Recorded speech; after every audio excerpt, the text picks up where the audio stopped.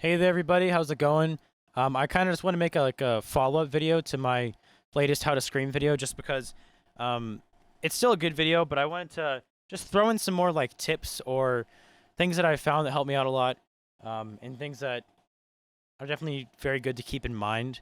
So I'm just gonna get straight into it. We're gonna go over a few topics like distortion and how much you should be projecting, where the placement should feel like, stuff like that. So follow along if you want, but it's mostly just stuff to keep in mind, or maybe if you're stuck or you want to know a few different things, just come back to this video. All of the things I talk about, like videos or things like that, I'll leave in the description and in the comments so you can check them out. A really good one that I'm going to reference a lot is Hungry Light's vocal damage video. Go watch that. Even if you've never done vocals before, go watch it. If you're the best vocalist on the planet, go watch it. It's a really good video. With that being said, let's just get straight into it. So first thing I'm going to go over is what Hungry Lights talks about, which is over projecting. When you're screaming, you only need like a certain amount of projection and compression. You don't need to go 100% all the time. So I'll try to show you what my scream is at, like 0% and then at 100%. My fry scream. It's like a fry false chord thingy. This is at 0 or roughly 0. And this is at like 100. No! You can hear how much of a difference there is. But that sound is very, it's not intense, but it's a lot more intensive than just going like Hungry Light says, 30 or 40%. Because realistically, people aren't going to be able to tell the difference, and it's definitely going to be a lot easier on your voice. And so this is just my scream at what I think is a very comfortable level. The less you have to project and the more at ease you feel or more loose you feel while doing it, the better. This is my fry scream! So it's a lot less, it's not as loud. It's like less than half the volume probably. I'm definitely pushing way less. There's not as much meat in my throat, but it still sounds crisp and fine, right? Ah, this is at 40 or 30%! So that's that. Hungry Light says a really good part about it in this video. So that's the biggest thing, because especially with like my yell scream, I can't do it right now because it's too fucking loud and people are asleep in my house.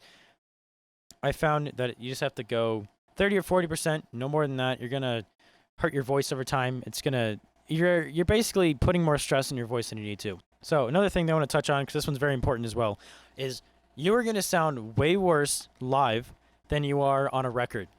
And the reason for that, there's a lot of answers, basically just FX chains.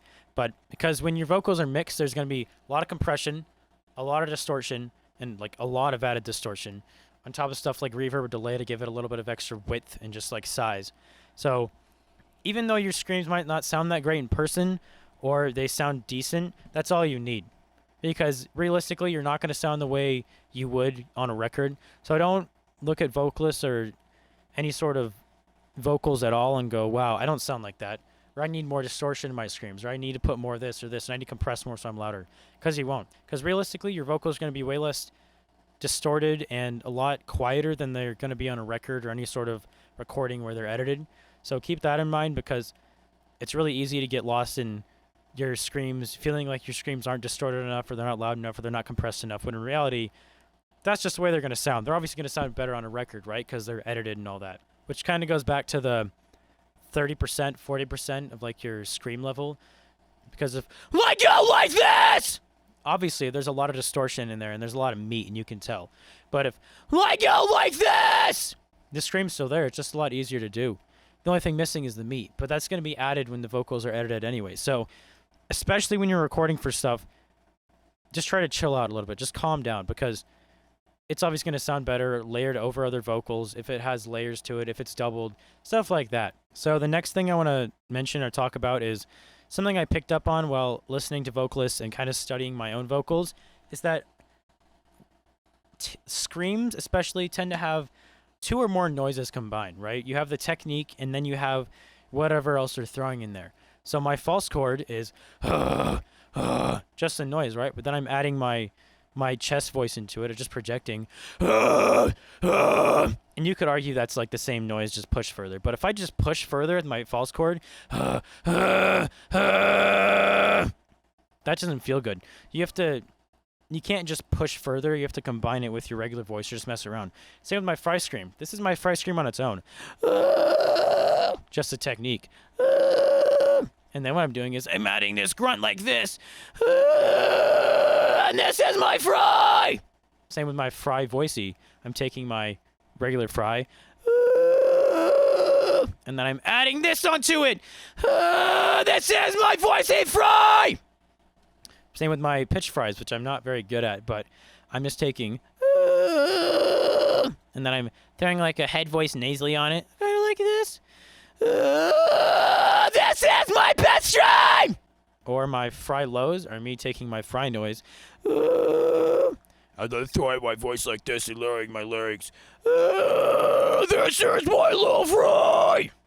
So that's a big thing that I've noticed to keep in mind, is if you're struggling with imitating another vocalist or picking up on a technique or just learning it, is try to study what else is in there. Because if you hear me go, this is my voicey fry! Obviously there's my fry technique, right? Of me going like this! But then you can also hear me like yelling or shouting. I'm shouting like this! And so you kind of just have to listen and just figure out what else they're doing. Even if you can't imitate it perfectly, it'll definitely help you in finding the right direction or just where to go. So that's something I noticed fairly recently, and it's really helpful. It's helped me help other people with their vocals and kind of just analyzing what noises they're making and what noises they should be making or try. So that's something you're stuck with. Just listen to the vocalist and just figure out what other noise is in there, because that's something that's helped me a lot and I've noticed. So yeah, for example, Noah from Bad Omens, I don't really know the technique he uses 100%, but if you dissect the sound, you can tell. I'll take the chorus from Reprise. Yeah, Reprise. There's 1,000 voices in my head! Obviously, when you listen to him, he's got that gurgle, right? And like another good one is The Hell I Overcame. He's got that gurgle, but then he's also kind of like putting a weird tone or almost accent on his voice.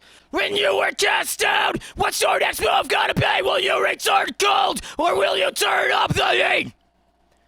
So he's putting the scream on, obviously, in the gurgle, but he's also talking like this and just trying to sound big and mean. So just dissect sounds. Even if you don't want to learn how to sound like the vocalist, just dissect them, because it'll just give you an insight on what they're doing.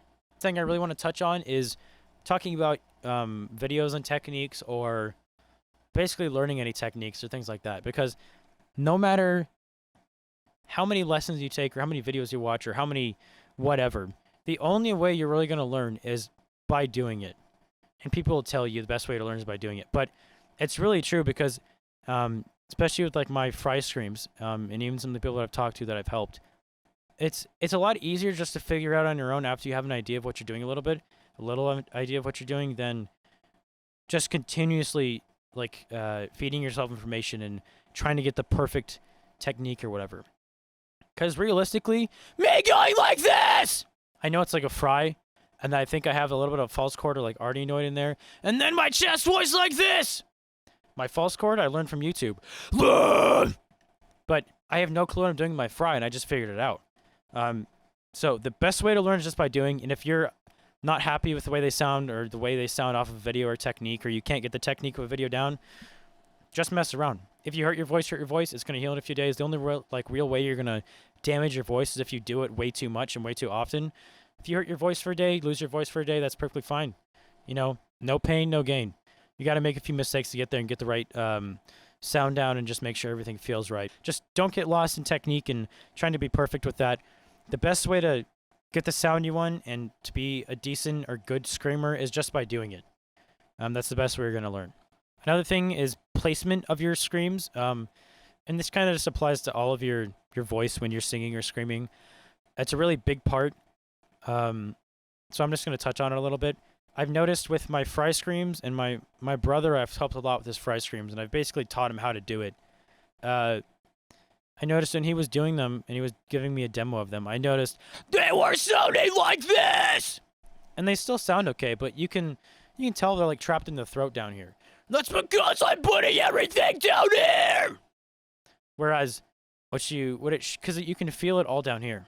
What it should feel like is either in this area up here or mostly up here, and a little bit forward in your mouth. When I do this, there's like nothing in my throat. It's all in this area, like this front area. So with your voice, even if you're happy with your scream, move it around. If you can't figure out how to move it around, just toy with the sounds, especially with like moving it up or forward, going like that, being nasally, or adding twang. You can obviously tell your voice goes from down here to up here. So if you add that to your scream or combine it, you can honestly very easily tell the difference. And it's just about finding that spot. And ultimately, it'll make it easier for you, and your screams will sound better because they're not as tight like this! They're open like this! Even with low streams, even though they're really small and low, I still feel most of it in the front of my, like, front bottom jaw of my mouth. There's still a little bit in here, but not much. With my ice creams! Everything feels like right here in this area. There's a little bit in my throat. So mess around with the placement.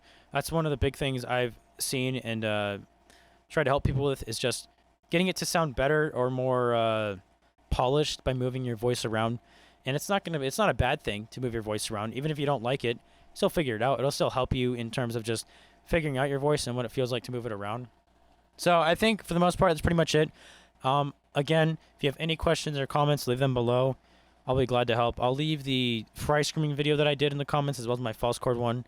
False chord one is a little outdated, but take it as you will. It's not very good. So that's pretty much it. Thanks for watching. Again, any questions or concerns, leave them in the comments. I'll be glad to help. So see you later.